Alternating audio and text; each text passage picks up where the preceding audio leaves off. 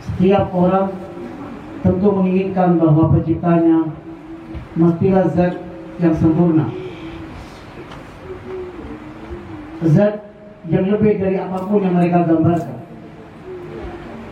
Tidak mungkin mereka akan menerima seorang pencipta yang tidak sempurna, apalagi yang ada kekurangan. Tetapi kadang pemikiran-pemikiran yang menyimpang, yang kadang diwariskan dari ayah ke anak, membuat sebagian orang kemudian kadang menyembah Tuhan yang Tuhan ini mereka buat sendiri. Dulu di negara Arab, salah satu Tuhan yang disembah oleh mereka yaitu makanan yang mereka buat, dibentuk seperti arca, kemudian disembah. Jika datang masa paceklik, masa kekurangan, kemudian mereka bersama-sama memakan Tuhannya. Tapi pada awal kali sebenarnya tidak ada manusia yang tidak menginginkan Tuhan yang tidak sempurna. Pastilah mereka ingin Tuhannya maha sempurna, maha agung, maha dan maha. Kemudian setelah itu diciptakanlah manusia. Di antara manusia ini ada yang menyimpang, ada yang sudah lupa kepada jalan yang sebenarnya. Kemudian dengan kebijakan yang ada pada Tuhan, Tuhan mengutus orang-orang kepercayaan, para nabi, para rasul, para wasi, diutus. Dan orang yang diutus sejak awal adalah orang-orang yang terbaik yang ada di lingkungan itu. Setiap nabi yang diutus pastilah terbaik. Tetapi Anda boleh lihat, semua nabi yang diutus, nabi-nabi yang terbaik ini, Allah tidak jadikan materi sebagai tolak ukurnya. Mungkin aja nabi itu miskin, mungkin nabi ini lapar, mungkin nabi ini ke pasar. Lalu mereka mulai mengejek, kalau betul kau nabi, kenapa tidak kaya? Kenapa tidak datang membawa emas-emas dan segala macam? Mereka menjadikan materi sebagai tolak ukur kesempurnaan. Tuhan tidak menjadikan materi sebagai tolak ukur kesempurnaan. Sehingga para nabi dibekali seluruh perbekalan yang sempurna, tapi tidak semuanya dibekali dengan materi. Sehingga terjadilah pergantian dari satu nabi ke nabi yang lain. Dan setiap nabi yang diutus oleh Allah dijadikan standar tolak ukur. Mana yang baik, mana yang buruk, mana yang benar, mana yang salah. Nabi ini dijadikan oleh Allah tolak ukur standar saat itu. Siapa yang bertentangan berarti dia keliru. Kalau di dunia ini tidak ada tolak ukurnya, tidak ada standarnya, kadang kita bingung mana yang benar dan mana yang salah, mana yang baik dan mana yang buruk, mana yang hitam dan mana yang putih. Dan sekali lagi, manusia-manusia itu yang oleh Allah diutus utusannya, semua sama. Sebagaimana mereka menginginkan Tuhannya sempurna, mereka ingin orang-orang yang diutus ini adalah orang-orang yang terbaik, yang sempurna, yang tidak salah, yang lebih dari mereka. Sehingga setiap nabi yang diutus pastilah secara rohani yang terbaik. Setiap nabi ibadahnya terbaik, akhlaknya terbaik, cara bicaranya terbaik, perbuatannya terbaik kepada keluarganya. Dan itu Anda tidak mendengar ada nabi yang pernah menganiaya istrinya. Ada nabi yang suka membicarakan orang, kemudian tobat lalu jadi nabi. Enggak ada. Seluruh nabi pasti yang terbaik, tidak keliru, tidak bicara sembarangan, tidak menyakiti orang, terbaik di keluarganya, terbaik di masyarakatnya. Seluruh nabi begitu. Tidak ada yang tidak seperti itu. Sehingga ketika baginda Rasul diutus pun beliau yang terbaik hari ini. Sama dengan yang sebelum. Karena orang tidak mau ada pemimpin yang akan memperbaiki lahir batin segala macam, tiba-tiba pemimpin itu mungkin sama dengan mereka atau mungkin lebih buruk, sehingga kita mengatakan Rasul adalah orang terbaik, tidak pernah salah, tidak pernah berdosa, tidak pernah keliru, sehingga dipilihlah orang-orang yang terbaik. Tapi ingat, tolak ukurnya tidak pada materi. Kemudian Rasul ini karena dibatasi oleh umur, setiap Rasul punya pengganti. Setiap Rasul ada wasinya. Semua. Setiap Nabi ada ganti, ada wasi.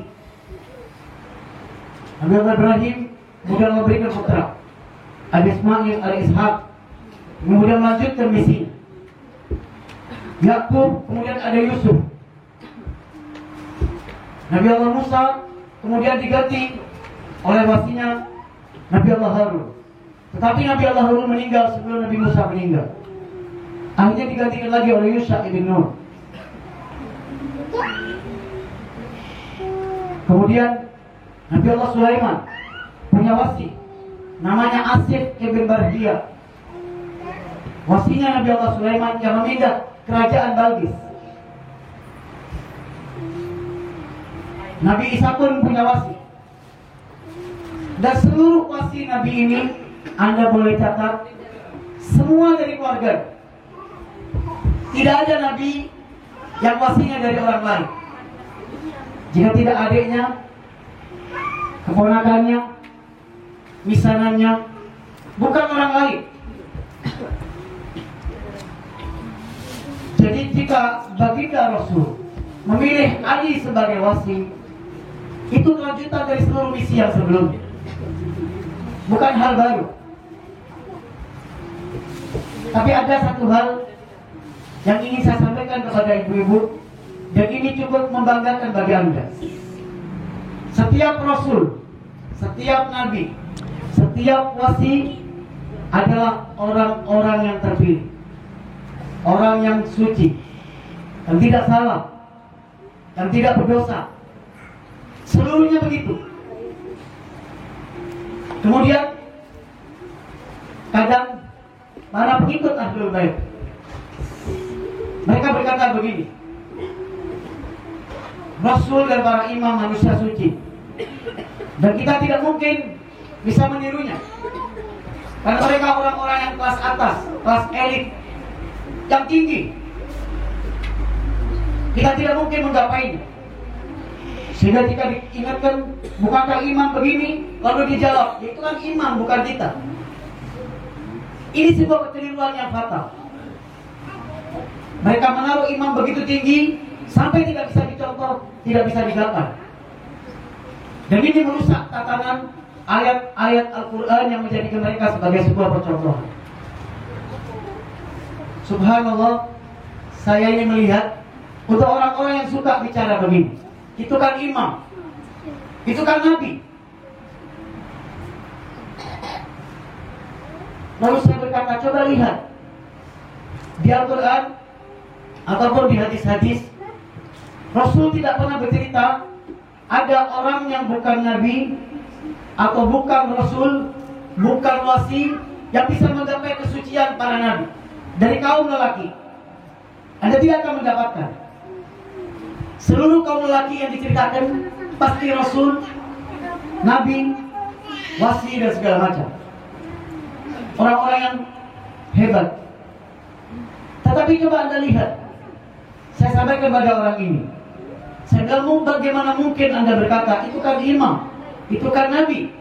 Coba lihat Sayyidah Fatimah Az-Zahra. Beliau bukan imam, beliau bukan nabi, beliau bukan Rasul, tapi beliau bisa menggapai kesucian nabi dan Rasul dan imam. Sehingga Allah ketika mensucikan Ahlul Bait, di dalamnya ada Rasul, ada Imam Ali, Imam Hasan, Imam Husain, seluruhnya nabi dan wasi. 4 orang ini, yang 1 Rasul, yang 3 wasi. Tapi lihat Sayyidah Fatimah Zahra disucikan seperti mereka, dan beliau bukan rasul, bukan wasi. Berarti ada perempuan yang menggapai kesucian Nabi, kesucian wasi, yaitu Sayyidah Fatimah Zahra. Dan itu diraih oleh kaum wanita yang diabadikan di Al-Quran, yang tidak bisa dipungkiri. Karena itu kemudian Allah mencoba setiap manusia suci, Allah jadikan standar, tolak ukur. Berkenaan dengan Imam Ali bin Abi Thalib salamullahi alaihi. Satu saat Anda mungkin mendengar ada perang yang diberi nama perang Khandaq, perang Tarik, di mana Rasul membuat Tarik di kota Madinah. Kemudian pihak musuh mencoba menyeberangi Tarik, dan salah satu yang berhasil menyeberangi Amr ibn Abdul. Kemudian terjadilah duel dengan Imam Ali. Amr orang yang sangat kuat. Dikatakan di peperangan sebelumnya dengan negara Arab lain, Amr bin Abdul bisa membunuh 1000 orang seorang diri. Begitu kuat orang ini. Kemudian berhadapan dengan Ali bin Abi Thalib salamullahi alaihi. Pada waktu terjadi duel, kemudian Rasul mulai berdoa kepada Allah, memohon keselamatan untuk Amirul Mukminin. Lihat salah satu kalimat Rasul. Kata beliau, ya Allah, laqad barazal imanu kullu ala kufri kulli. Kata beliau, ya Allah, iman secara utuh telah berperang dengan kekafiran secara utuh. Rasul tidak menyebut Imam Ali orang mukmin, tapi Rasul menyebut Imam Ali sebagai iman. Iman ini berarti tolak ukur. Anda jika disebut mukmin, Anda karena beriman. Anda jika disebut kafir, karena Anda menolak iman. Imanlah tolak ukur seseorang disebut mukmin ataukah kafir, mukmin ataukah munafik. Kemudian untuk Imam Ali, Rasul tidak berkata inilah mukmin ya Allah, tapi kata Rasul inilah iman ya Allah, sedang berperang melawan kekafiran. Sehingga kata Rasul, ya Ali, la yuhibbuka illa mukmin. Wahai Ali, tidak mencintaimu kecuali orang mukmin. Imam Ali sendiri bukan mukmin, tapi beliau adalah iman, dan mencintainya lah yang disebut mukmin. Kenapa? Allah ingin menjadikan Imam Ali sebagai tolak ukur. Sebagaimana sebelumnya Rasulullah tolak ukur. Sebelum Rasul bangkit, orang sulit membedakan Abu Jahal, Abu Lahab, Abu Sufyan. Di sisi lain ada Abu Talib, ada Sayyidina Hamzah. Orang belum bisa membedakan mana yang baik, mana yang buruk, mana yang punya potensi dan mana yang gelap, mana yang hitam. Orang belum bisa membedakan. Begitu Rasul muncul, terlihat ini kelompok hitam dia, Abu Jahal, Abu Lahab, Abu Sufyan. Di kelompok putih muncul Abu Talib, Sayyidina Hamzah, dan segala macam. Semua ini muncul, adanya hitam putih karena munculnya baginda Rasul sallallahu alaihi wasallam. Standar ini tidak boleh berhenti. Imam Ali oleh Rasul disampaikan beliaulah standar, kata Rasul. Beliaulah iman. Siapa yang mencintainya mukmin, yang membencinya munafik.